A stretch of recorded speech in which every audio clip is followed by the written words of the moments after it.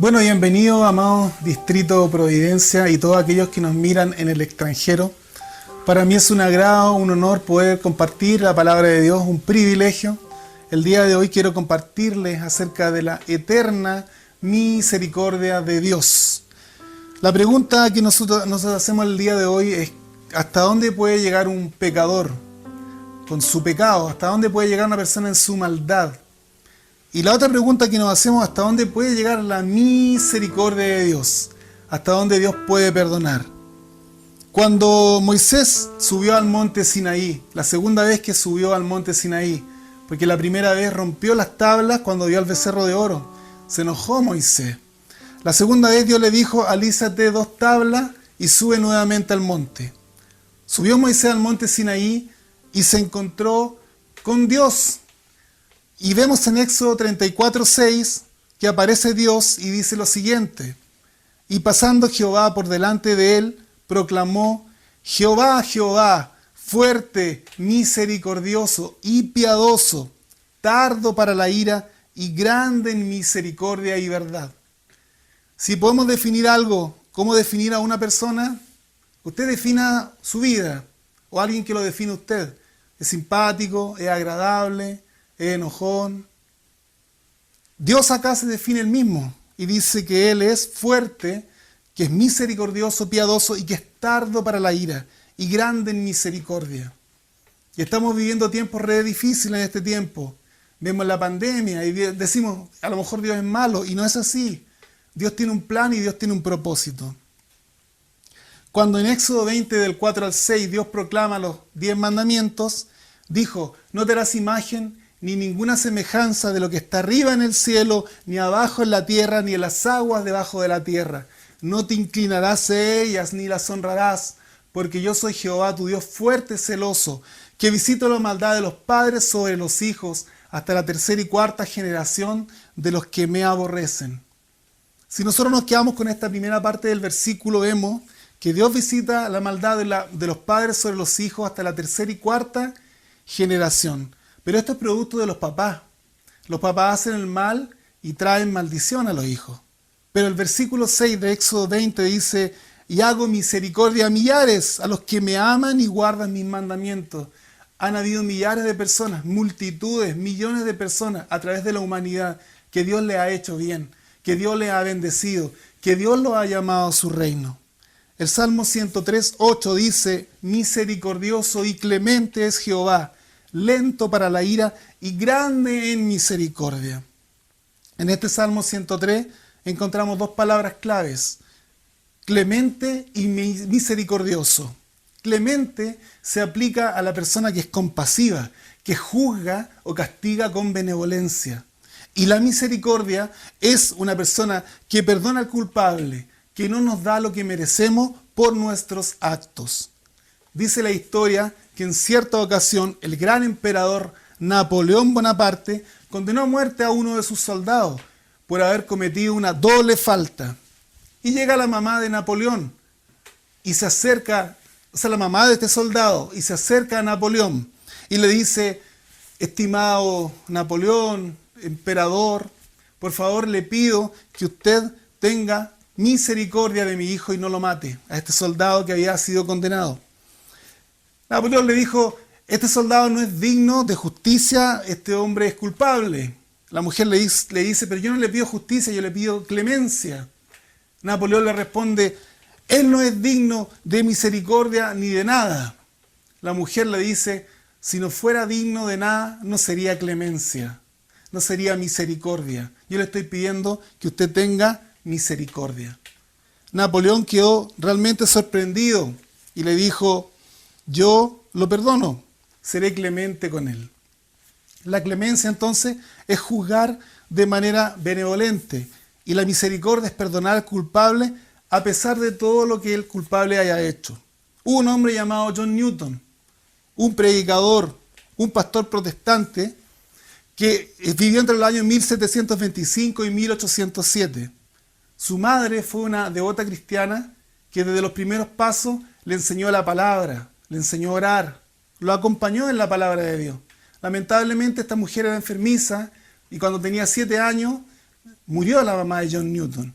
Este hombre se transformó en un rebelde, se alejó completamente de Dios, se transformó en un comerciante de esclavos. A tal punto era su crueldad, su abyección, era tan horrible lo que él hacía, que escribía poemas obscenos y todos se los celebraban. Tomaba a las esclavas que él mismo traficaba y entre todos las violaban. Y John Newton participaba de las violaciones a estas mujeres. Un día hubo una gran tormenta en el barco que ellos iban y este hombre se acordó de lo que la mamá le enseñó durante sus primeros años de vida y clamó a Dios. Y Dios lo perdonó, Dios lo salvó, Dios lo limpió en ese momento. Él de a poco fue cambiando su vida hasta transformarse en un pastor protestante y transformarse en un gran impulsor junto a un miembro del Parlamento británico de la abolición de la esclavitud en el Imperio Británico. Este hombre escribió muchos himnos cristianos, de los cuales quisiera al día de hoy invitar a todos los que están en su casa, a todos aquellos que Dios les ha perdonado, a todos aquellos que Dios les ha cambiado sus vidas, ya sea lo que tú hayas hecho en tu vida, ya sea el pecado más grande, de que tú te sientas indigno, de que tú a lo mejor es primera vez que te participas en esta reunión y sientes que no mereces el amor de Dios. Quiero invitarle a cantar este himno que ha sido cantado por generaciones de generaciones, Sublime Gracia, que de mi maldad me libertó y mi Salvador me rescató. Quiero invitarle a que levante sus manos, vamos a orar. Señor, queremos decir en este día, darte gracias por la sublime gracia, por habernos perdonado, porque a pesar de ser un hombre malo, una mujer mala, por haber estado condenado al infierno y merecerlo, tú pagaste el precio en la cruz del Calvario por mí. Le invito a levantar sus manos, vamos a adorar. Sublime gracia del Señor, que a un infeliz salvó. Fui siervo más, hoy veo yo, perdido y él me halló. Su gracia me enseñó a temer, mis dudas ahuyentó. Oh, cuán precioso fue a mi ser cuando Él me transformó. De mi maldad Él me libró, mi Salvador me rescató. Y como el mar fluye su amor, sublime gracia y amor. De mi maldad me libertó, mi Salvador me rescató. Y como el mar fluye su amor, sublime gracia y amor. Qué maravillosa canción. Dice, y como el mar fluye su amor. Esta parte más me impactó. Como el mar fluye su amor. En el momento más difícil de John Newton, cuando se enfrentó a la muerte, él vio el amor de Dios. Estamos viviendo una pandemia y vemos que a lo mejor todo es oscuro. Hay personas que están con crisis de pánico, con depresión, con temor, con miedo. Pero quiero decirte que Dios ha permitido todo esto con un propósito que la gente se vuelva a Él. Estábamos hace tiempo atrás orando en La Moneda, antes de que empezara la revuelta social en octubre del año pasado, y Dios me daba este pasaje, Isaías 26:5, porque derribó a los que moraban en el lugar sublime, humilló a la ciudad exaltada, la humilló hasta la tierra, la derribó hasta el polvo. 2 semanas más o menos después vino la crisis social, después vino el tema del coronavirus. Éramos un país tremendamente próspero, un país que se destacaba a nivel mundial. Y tuvimos que suspender la cumbre de la PEC después de este problema. Se suspendió la COP25 del cambio climático. Venía Greta Thunberg hacia acá y se tuvo que devolver. El 31 de marzo de 2020 Dios me dio otra palabra. Isaías 52:10 dice: Jehová desnudó su santo brazo ante los ojos de todas las naciones, y todos los confines de la tierra verán la salvación del Dios nuestro. Dios tiene un plan. Yo siento eso en este tiempo, que Dios tiene un plan. Primero, que muchos conozcan de Él. Segundo, que la iglesia se defina. La iglesia estaba muy tibia, la iglesia estaba muy cómoda, íbamos al distrito, lo pasábamos bien, teníamos momentos de entretención, nos juntábamos, nos reíamos, nos divertíamos. Pero nos encontramos en un momento difícil, un momento en que tenemos que definir nuestra fe, que nosotros debemos decidir por Cristo con poder y con su presencia. Quiero hablar el día de hoy acerca de un hombre llamado el rey Manasés. En 2 de Crónicas 33, si pueden abrir sus Biblias, 2 de Crónicas 33, yo ya la tengo acá abierta. Este hombre es llamado por Spurgeon, el príncipe de los predicadores, le llamó el pródigo o el hijo pródigo del Antiguo Testamento, Manasés. 2 de Crónicas 33, versículo 1. De 12 años era Manasés cuando comenzó a reinar, y 55 años reinó en Jerusalén. Este hombre Manasés era hijo del famoso rey Ezequías. Pregunta, ¿quién es Ezequías? Ezequías era el rey que derribó los lugares altos, derribó los altares que habían en Judá, era del reino de Judá, derribó toda la maldad que había, las imágenes de acera, hizo lo correcto delante del Señor. Un día se acercó Isaías, él estaba enfermo y le dijo: Dios te ha mandado a decir que ordenes tus cosas, vas a morir. Isaías sale y va caminando cuando él clama y: Señor, dame más años de vida, por favor, le pide a Ezequías. Y Dios manda a Isaías que se devuelva y le dice: te voy a dar 15 años más de vida. Mira qué privilegio tremendo. Pero en esos 15 años de vida, el corazón de Ezequías se enalteció. Tuvo que ser tratado por Dios. Cometió una imprudencia. Vinieron gente de Babilonia y le mostró todos los tesoros.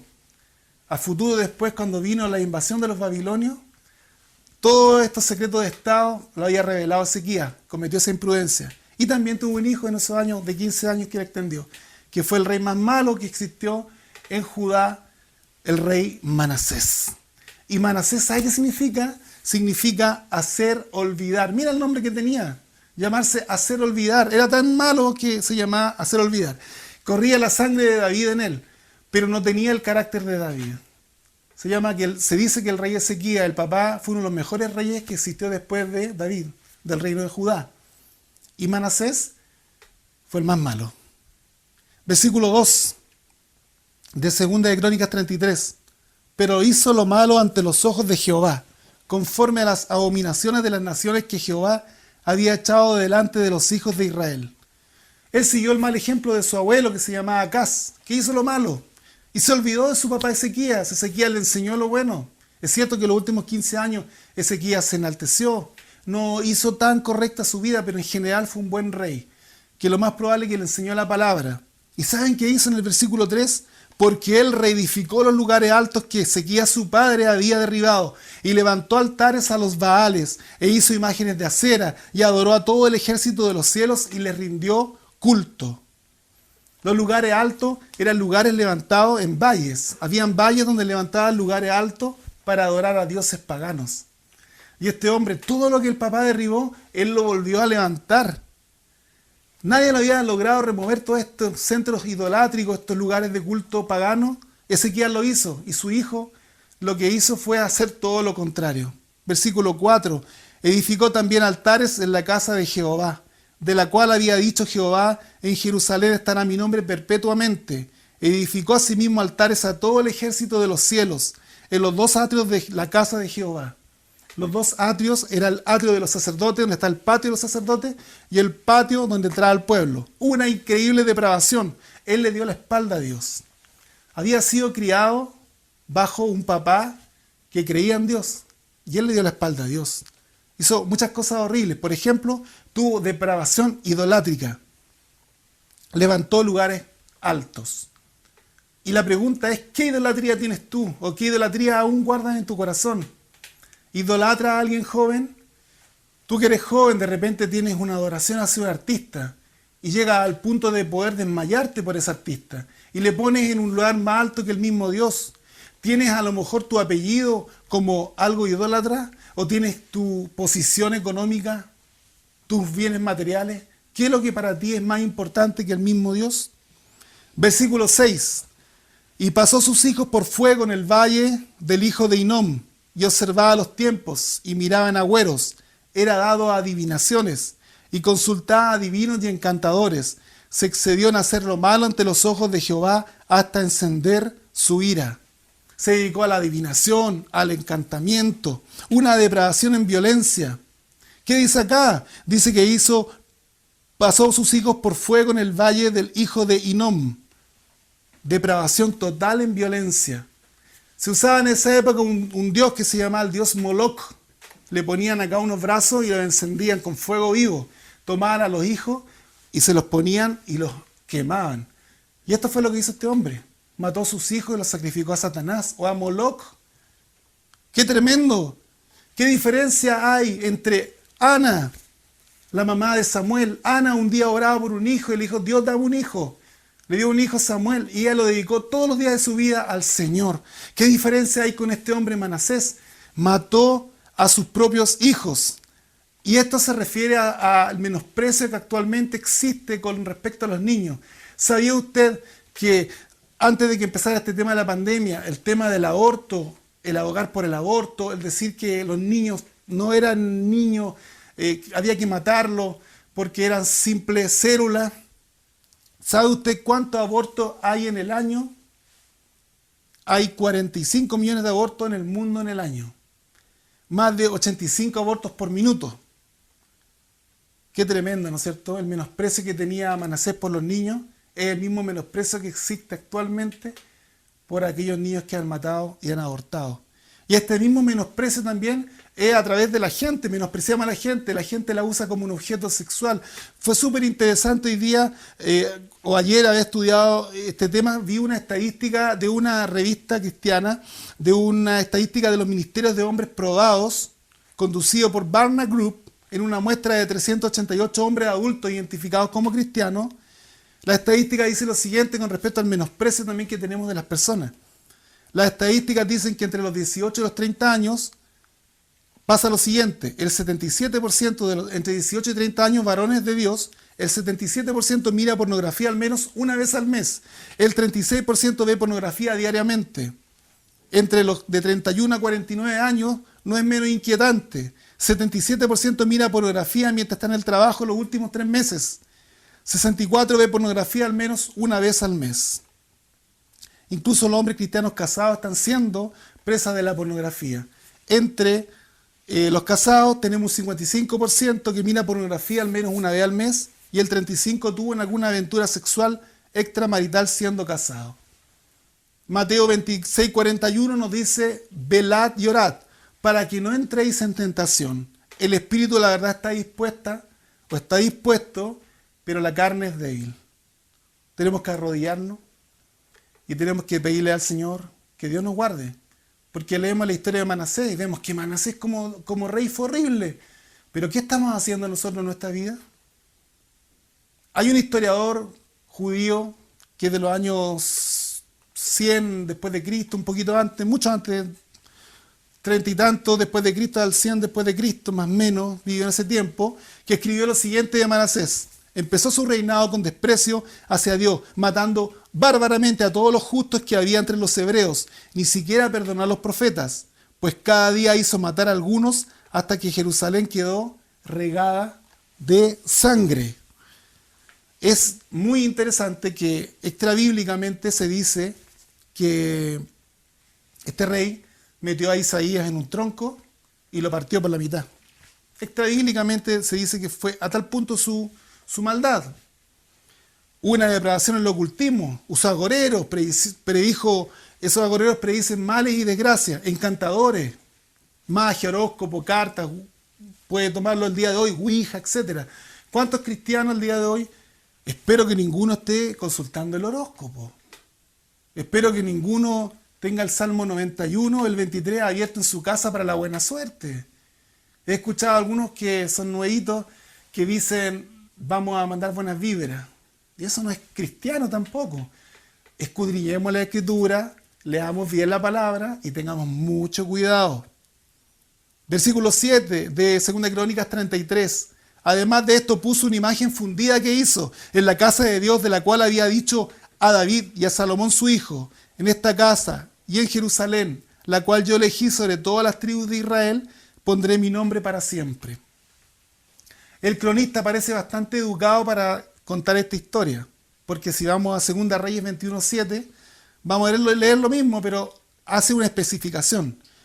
En 2 Reyes 21:7 dice: y puso una imagen de acera que él había hecho, en la casa de la cual Jehová había dicho a David y a Salomón su hijo: yo pondré mi nombre para siempre en esta casa y en Jerusalén, a la cual escogí de todas las tribus de Israel.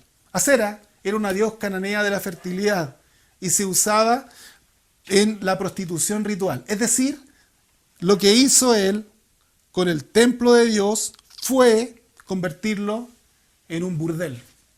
Bueno, una casa de prostitución. Eso fue lo que hizo. Era tanta la depravación que hizo este hombre que llegó a convertir este lugar en una depravación tremenda. Ahora la pregunta es para nosotros. 1 Corintios 6, 19 y 20 dice lo siguiente: ¿cuál es el templo de Dios? En esa época el templo estaba allá, ¿no es cierto? Tenían un templo físico donde estaba la presencia de Dios, pero actualmente el templo, dice en 1 Corintios 6, 19, ¿o ignoráis que vuestro cuerpo es templo del Espíritu Santo, el cual está en vosotros, el cual tenéis de Dios, y que no sois vuestro? Porque habéis sido comprados por precio, glorificad a Dios en vuestro cuerpo y en vuestro espíritu, los cuales son de Dios. El templo de Dios somos nosotros. Ahora ya no nos juntamos en el distrito o en la iglesia, nos juntamos en las casas, pero el templo somos nosotros. ¿Y qué estamos haciendo con nuestro templo? Este hombre convirtió en un burdel el templo de Dios. Pero usted está fumando, está diciendo garabatos, está viendo pornografía, está diciendo malas palabras, se ríe de los chistes obscenos, le gusta robar, mentir, engañar y no siente ninguna culpa. Entonces evaluémonos también nosotros, evaluémonos. Este hombre tenía una depravación en rebeldía tremenda, puso imágenes de acera en el templo de Dios. Sin embargo, su papá hizo lo recto. Su papá hizo lo recto. En 2 de Reyes 18, del 3 al 4, dice lo siguiente de su papá: Ezequías hizo lo recto ante los ojos de Jehová, conforme a todas las cosas que había hecho su padre. Él quitó los lugares altos y quebró las imágenes y cortó los símbolos de acera e hizo pedazo la serpiente de bronce que había hecho Moisés, porque hasta este entonces le quemaban incienso los hijos de Israel, y le llamó Neustán. Este hombre, Ezequías, hizo lo recto como lo hizo David su padre. Hizo lo recto ante los ojos del Señor. La pregunta es, y el mensaje también es para los jóvenes: sus padres le han enseñado, o aquellos que han sido instruidos en la palabra de Dios y han sido enseñados. Muchas veces los hijos de hijos cristianos, los hijos de padres cristianos se rebelan con la palabra de Dios porque nacieron en un ambiente cristiano y no conocieron el mundo afuera. El punto está en que cuando uno se aleja de Dios termina tremendamente dañado. Usted ha recibido un consejo de su líder, de su pastor. Usted ha recibido un consejo y usted no lo ha querido escuchar, joven. Bueno, eso le pasó a Manasés, no quiso escuchar el consejo de su papá y terminó muy mal. Segunda de Crónicas 33, voy a repetir el versículo 7.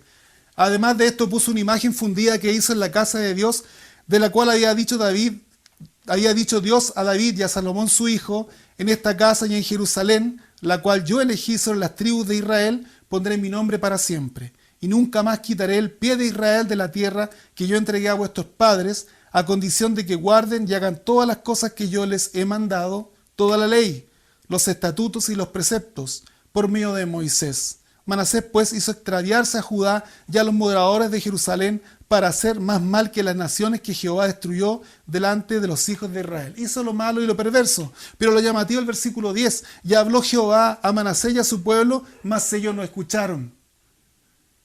Llega al fondo de la depravación, llega a lo más tremendo, y Dios lo que hace es hablarle a Manasés y a su pueblo. La misericordia de Dios puede esperar mucho tiempo. Es increíble que este hombre gobernó 55 años. Fue el reinado más largo de Judá. ¿Y por qué fue tan largo? porque Dios tuvo misericordia. Dios lo esperó. Se llama el pródigo del Antiguo Testamento. Y el juicio es el siguiente, Segunda de Reyes capítulo 21:10. Habló pues Jehová por medio de sus siervos los profetas, diciendo: por cuanto Manasés, rey de Judá, ha hecho estas abominaciones y ha hecho más mal que todo lo que hicieron los amorreos que fueron antes de él, y también ha hecho pecar a Judá con sus ídolos. Por tanto, así ha dicho Jehová, el Dios de Israel: he aquí traigo tan mal sobre Jerusalén y sobre Judá, que al que lo oyera le retiñirán ambos oídos. Le retiñirán ambos oídos. El retiñir de oídos es un sonido como de un cristal vibrante que suena y es molesto. No sé si alguna vez alguien sintió un sonido, un zumbido. Si este zumbido fuera permanente, sería algo muy, muy molesto. Va a ser un juicio del retiñir de ambos oídos. Versículo 13. Y extenderé sobre Jerusalén el cordel de Samaria y la plomada de la casa de Acab. Un cordel y una plomada para medir si la pared estaba derecha. En este caso la pared estaba chueca y tenía que ser derribada. Esta pared, esta gente, tenían que ser corregidos. Y después dice: limpiaré Jerusalén como se limpia un plato que se friega y se vuelve boca abajo. Qué interesante esto. Todos los que estamos en pandemia en este tiempo nos ha tocado lavar platos. Lavamos plato porque estamos en la casa. Entonces acá tenemos una lista de quién lava plato. El que más lava plato acá, en general, es mi hijo. Pero a todos nos toca lavar plato. Y cuando uno lava plato, le echa Magistral, le echa Quick y lo lava. Algunos le echan cloro para desinfectar, y cuando lo ponemos boca abajo queda vacío, el plato queda limpio. ¿Qué significa esto? Que iban a ser limpiado el plato al punto que le iban a dar vuelta, iban a caer todas las personas del plato, por decirlo en forma figurativa, y esto representaba que iban a salir de ese lugar de Judá, lo iban a mandar después de tiempo después a un cautiverio en Babilonia por 70 años. Para ser limpiado ese lugar de tanta y tanta maldad. Segunda de Crónicas 33:11 dice: por lo cual Jehová trajo contra ellos los generales del ejército del rey de los asirios, los cuales aprisionaron con grillos a Manasés y atado con cadenas lo llevaron a Babilonia. En Segunda de Crónicas 33:11, traducción del lenguaje actual, dice lo siguiente: entonces Dios hizo que los jefes del ejército del rey de Asiria atacaran a los israelitas. Los asirios apresaron a Manasés y lo humillaron, pues le pusieron un gancho en la nariz, le ataron con cadenas de bronce y se lo llevaron prisionero a Babilonia. Le pusieron un gancho, una especie de aro en la nariz, y por lo que estuve estudiando le ponían como unas tiritas de cuero y lo llevaban de la nariz y de las manos. Una humillación tremenda para un rey. Imagínate, de la nariz y de las manos. Hebreos 10:31 dice: horrenda cosa es caer en manos del Dios vivo. Y la pregunta es: ¿por qué Dios permitió esto? ¿Por qué Dios lo llevó a los extremos a este hombre? Este hombre llegó a un punto de no retorno. Había traspasado cierto límite, ya no tenía retorno en su maldad, en su perfidia. Pero Dios lo que hizo fue traerlo de vuelta. Versículo 12. Mas luego que fue puesto en angustias, oró a Jehová su Dios, humillado grandemente en la presencia del Dios de sus padres. Tomó una increíble decisión. El milagro más grande de la Biblia no es sanar un ciego, o que el cojo camine, o que un leproso sea limpiado, sino que un corazón duro sea transformado. Se dice que Dios nos habla en nuestros placeres y nos grita en nuestros dolores. Y en este momento Manasés, Dios le estaba gritando en sus dolores. Este hombre, por lo que estuve estudiando, estuvo un tiempo en un calabozo. Y dice acá que fue puesto en angustia, oró a Jehová, su Dios, ya se transformó en su Dios, ya no le servía las imágenes de acera, ya no le servía al dios Moloch, ya no le servían los lugares altos, no le habían ayudado. Y fue humillado grandemente, él tenía un corazón tremendamente orgulloso y él fue humillado. Y este es un maravilloso ejemplo del siguiente principio. Proverbios 22:6 dice: instruye al niño en su camino y aun cuando fuere viejo no se apartará de él. Él fue instruido en los caminos del Señor y se acordó. Lo que le pasó a John Newton. John Newton fue criado por su mamá, murió, fue un hombre comerciante de esclavos, pero también Dios le transformó. Y el arrepentimiento real que se produce cuando conocemos a Dios es un una transformación en nuestras vidas. No puede haber un arrepentimiento que no conduzca a Dios. En una ocasión Pablo estaba disertando y hablándole a Félix, el gobernador de Judea. En Hechos 24-25 dice lo siguiente: este hombre, Félix, se espantó. Dice, pero al disertar Pablo acerca de la justicia, del dominio propio y del juicio verdadero, Félix se espantó y dijo, ahora vete, pero cuando tenga oportunidad te llamaré. Se espantó, dijo, no quiero esta palabra. Esta palabra es muy fuerte. O hay personas que pueden estar medias convencidas, pero no convertirse completamente, como el rey Agripa en ese mismo lugar. En Hechos 26-28 había otro hombre, dice, entonces Agripa dijo a Pablo, por poco me persuade a ser cristiano, pero por poco solamente. No se convirtió, no se transformó. La evidencia más grande del arrepentimiento es volvernos al Padre. Y es lo que pasó con el hijo pródigo, el que sale en el Nuevo Testamento. Lucas 15:20 dice, y levantándose vino a su padre, después de haber gastado todos sus bienes y de haber echado de menos a su papá, volvió arrepentido, y cuando estaba lejos lo vio su padre, y fue movido ¿a qué? A misericordia, igual que Dios. Y corrió y se echó sobre su cuello y le besó. Y le besó. Segunda de Crónicas 33. Y habiendo orado a él, fue atendido, pues Dios oyó su oración y lo restauró a Jerusalén y a su reino. Entonces reconoció Manasés que Jehová era Dios. Qué increíble declaración. Jehová es Dios y él cambió su vida. Y también cambió mi vida. El príncipe de los predicadores, Spurgeon, dijo lo siguiente de este pasaje. Oh, no me maravilla tanto por el pecado de Manasés, ni la mitad de lo que me maravilla la misericordia de Dios. La misericordia de Dios fue tremenda. Este hombre fue horrible. Estuvo 55 años y hizo todo lo malo. Pero cuando se arrepintió, Dios lo restituyó. ¿Qué hacemos nosotros a veces cuando alguien nos hace algo malo y nos pide perdón? No, es que lo que tú me hiciste fue una cosa muy grande y yo no te puedo perdonar. Cuando oramos el Padre Nuestro, Señor, perdona nuestras ofensas como también nosotros perdonamos a quienes nos ofenden. Pero ¿cuántos de nosotros a lo mejor estamos enojados con un hermano, con un pariente, con un amigo? Y tenemos enojo por algo que nos hizo. Pero Manasés hizo algo horrible y Dios le perdonó. Dios le amó. Tenemos un Dios que es amoroso. Es tremendo. Es maravilloso. Segunda de Crónicas 33:14 dice, después de esto edificó el muro exterior de la ciudad de David, al occidente de Guión, en el valle, a la entrada de la puerta del pescado. Y amuralló Ofel, y elevó el muro muy alto, y puso capitanes de ejército en todas las ciudades fortificadas de Judá. Él empezó a restaurar la ciudad. No se había preocupado antes de eso. ¿Y nosotros qué debemos hacer en nuestra familia? Levantar muros de contención, de oración, de clamor, de gemir, de santidad. Asimismo quitó los dioses ajenos y el ídolo de la casa de Jehová Acera, y todos los altares que había edificado en el monte de la casa de Jehová y en Jerusalén, y los echó fuera de la ciudad. Reparó luego el altar de Jehová, y sacrificó sobre él sacrificios de ofrendas de paz y de alabanza, y mandó a Judá que sirviesen a Jehová, Dios de Israel. 17 dice, pero el pueblo aún sacrificaba en los lugares altos, aunque lo hacía para Jehová su Dios. El pueblo seguía sacrificando en forma no oficial, pero si seguimos leyendo lo que dice la palabra, cuando vino el tiempo de la deportación y cayeron en manos de Babilonia, se le echó la culpa a Manasés. En 2 Reyes 24:3-4 dice, ciertamente vino esto contra Judá por mandato de Jehová, para quitarle de su presencia por los pecados de Manasés y por todo lo que él hizo. Asimismo, por la sangre inocente que derramó, pues llenó a Jerusalén de sangre inocente, Jehová por tanto no quiso perdonar. Hubo un juicio igual después.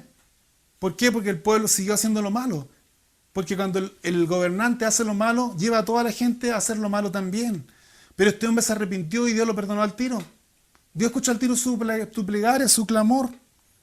Él podría haber evitado tanto sufrimiento, y este mensaje es para el día de hoy, para todos ustedes, para todos los que estamos acá, para los que están en el extranjero también.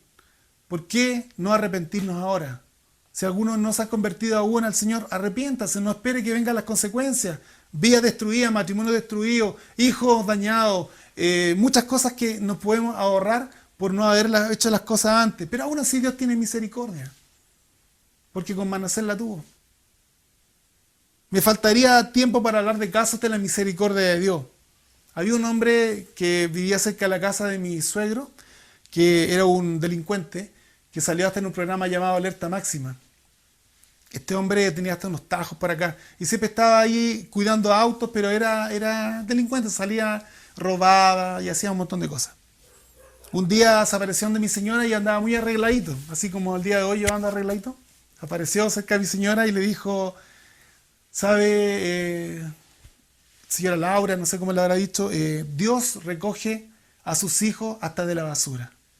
Era un hombre desechado, me admirado por todo, y se transformó en un misionero.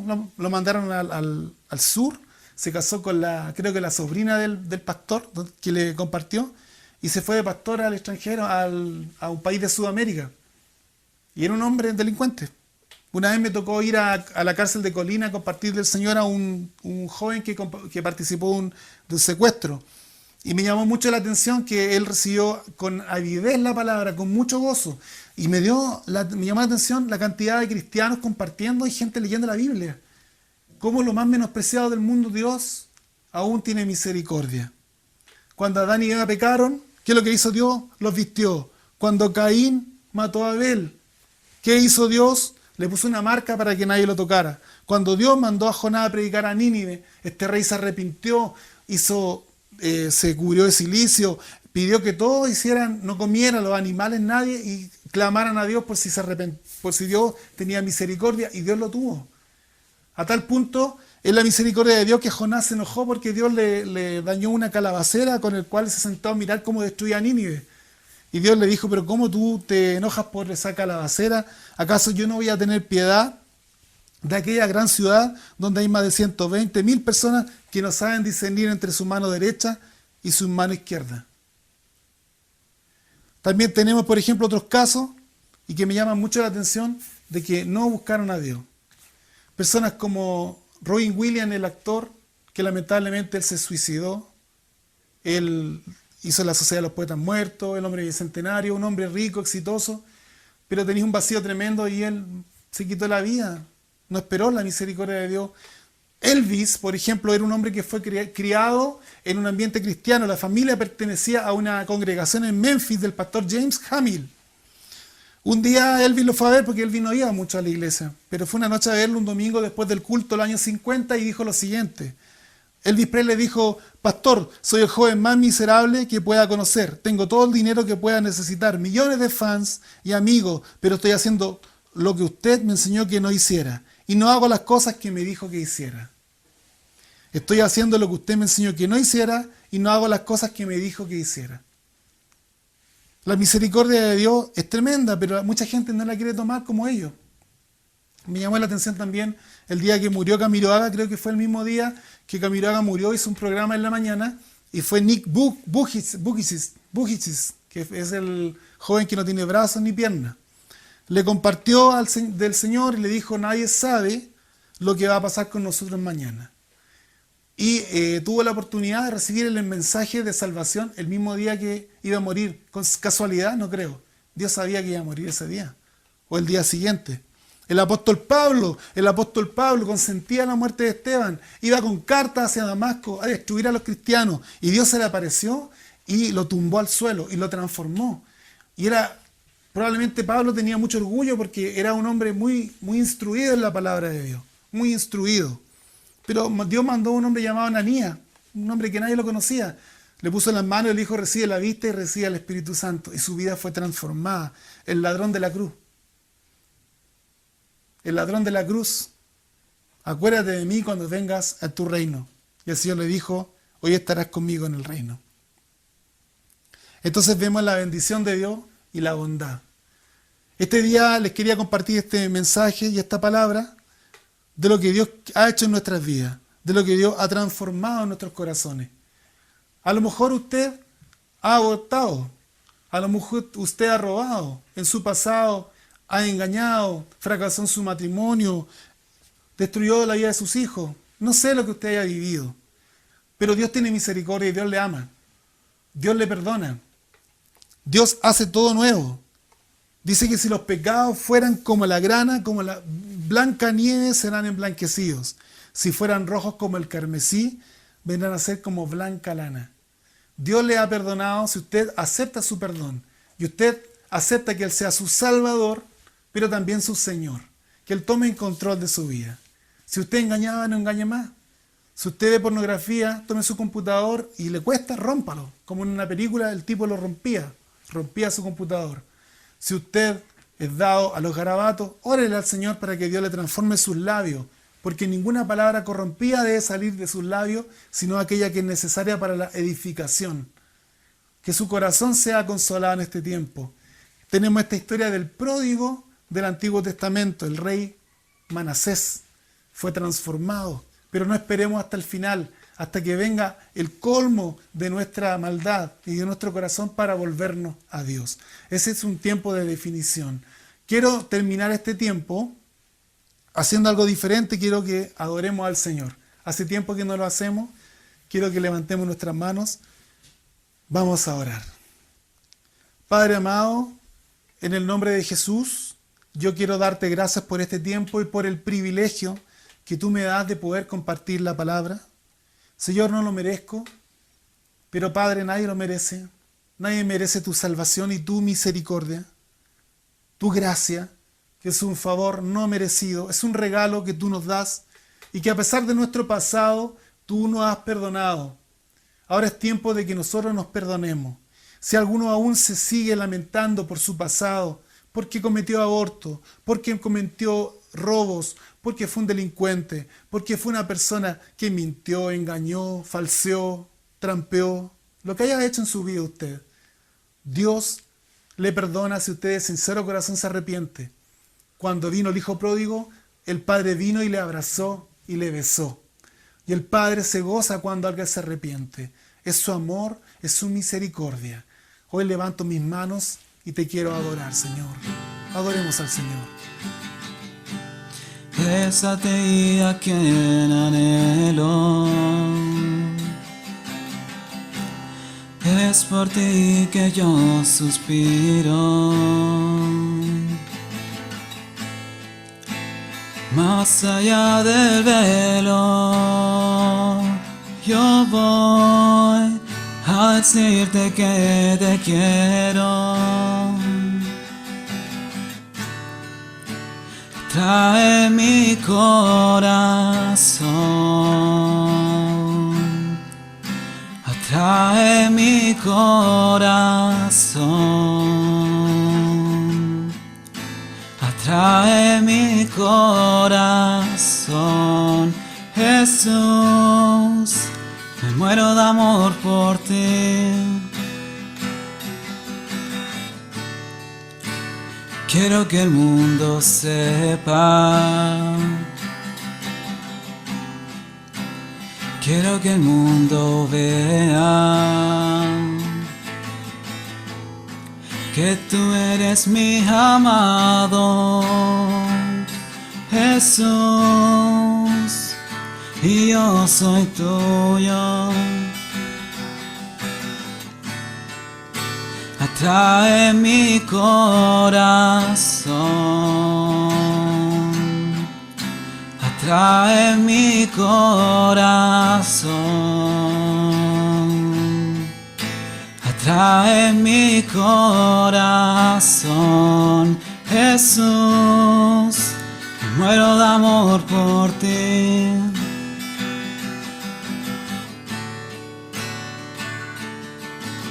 Yo en ti y tú en mí, Jesús, este es el pacto. Yo en ti y tú en mí, Jesús, este es el pacto. Yo en ti y tú en mí, Jesús, este es el pacto.